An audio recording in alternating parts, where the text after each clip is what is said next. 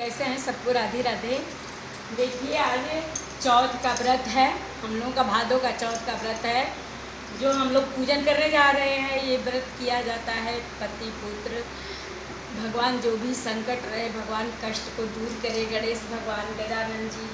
तो सबसे पहले हम इनको दुर्वा चढ़ाते हैं, जल चढ़ा के दुर्वा चढ़ाते हैं। इसके बाद फूल चढ़ाते हैं, इनको फूल अर्पित करते हैं।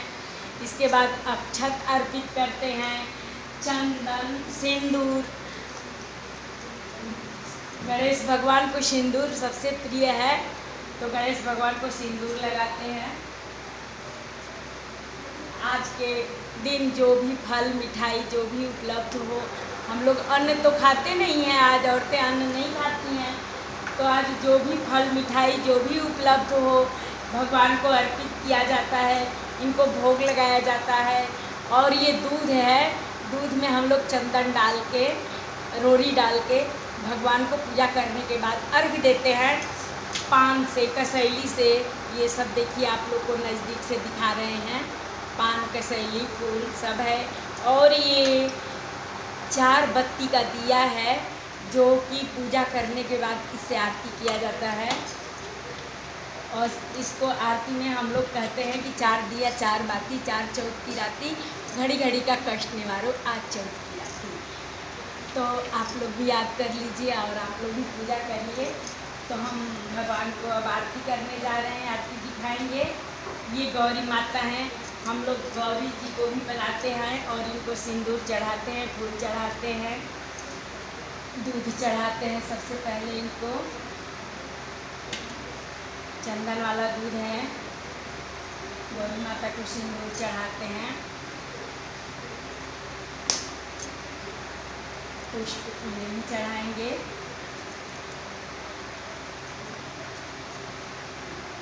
आज के डेट में जो जो गणेश जी को चढ़ेगा वो गौरी माता को भी चढ़ता है। अब हम कहानी कहेंगे दिया जला के। तो हम दिया जलाए हैं और भगवान को आरती कर रहे हैं। एक बार प्रेम से बोलो गणेश भगवान की जय। आइए हम कहानी की तरफ चलते हैं। तो एक बार प्रेम से बोलिए गणेश भगवान की जय। तो चलिए हम कहानी की तरफ चलते हैं। एक बार पुराणों के अनुसार एक बार सभी देवता संकट में घिरे हुए थे और परेशान होकर भगवान शिव के पास पहुँचे। उस समय भगवान शिव और माता पार्वती अपने दोनों पुत्र कार्तिकेय और गणेश जी के साथ मौजूद थे।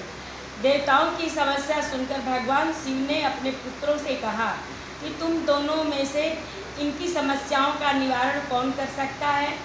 ऐसे में दोनों ने एक ही स्वर में बोले कि योग्य जो बताया। भगवान शिव असमंजस में पड़ गए।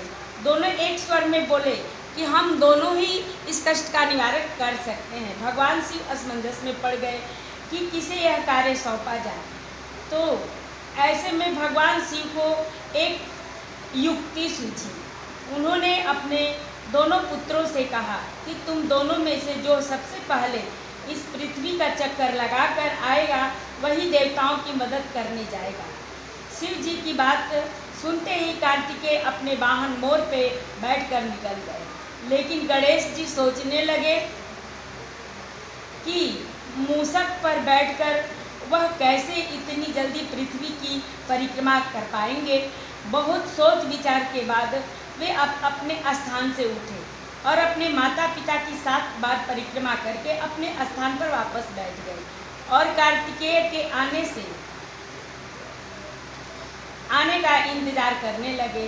यह भगवान शिव ने गणेश जी से परिक्रमा न करने का कारण पूछा तो उन्होंने कहा कि माता पिता के चरणों में ही समस्त लोक है। उनके इस जवाब से भगवान शिव प्रसन्न हो गए। उन्होंने देवता की मदद करने का कार्य भगवान गणेश को सौंपा। साथ ही ये भी कहा कि हर चतुर्थी दिन जो भी श्री गणेश जी के पूजन का करेगा उसे सभी कष्टों का निवारण किया जाएगा। इसीलिए सब लोग गणेश भगवान का पूजन करते हैं। गणेश भगवान सबके कष्टों का निवारण करते हैं। तो बोलो गणेश भगवान की जय। ये दूसरी कहानी है।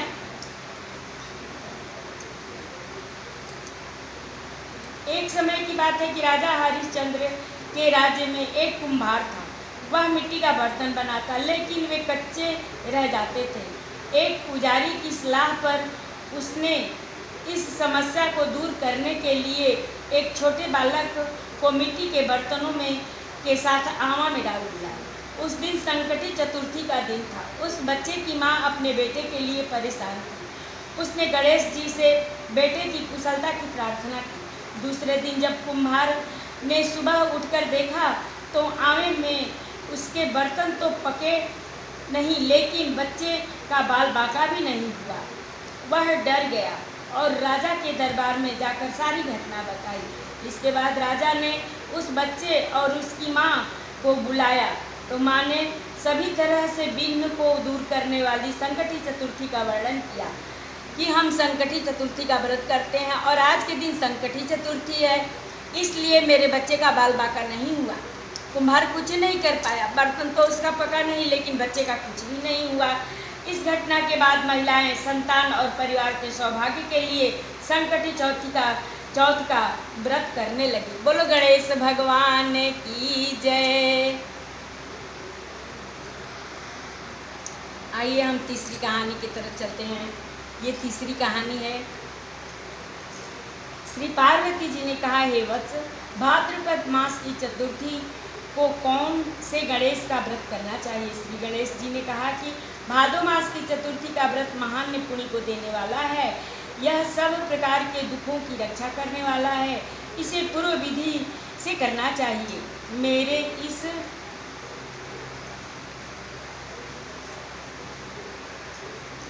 विनायक एक दंत कृष्ण पिंग गजानन लंबोदर मालचंद्र हेरंब विकट वक्रतुंड आखुरथ विघ्नराज गणाधिक 12 नामों से 12 मास तक चंद्रमा के उदय होने पर पूजा करें। इस व्रत की कथा का वर्णन मैं कहता हूँ, सो सुनो। पुरातन काल में अत्यंत श्रेष्ठ नल नामक राजा था। उनके दमयंती नाम की रानी थी। भाग्यवान राजा और रानी के राज्य भ्रष्ट हो गए और अनेकों दुखों से पीड़ित होकर जंगल में विचरण करने लगे। दुख के कारण एक दिन राजा नल अपनी रानी दमयंती को सोते हुए छोड़कर चले गए। तब रानी दमयंती ने इस व्रत को किया, जिससे उसे पुनः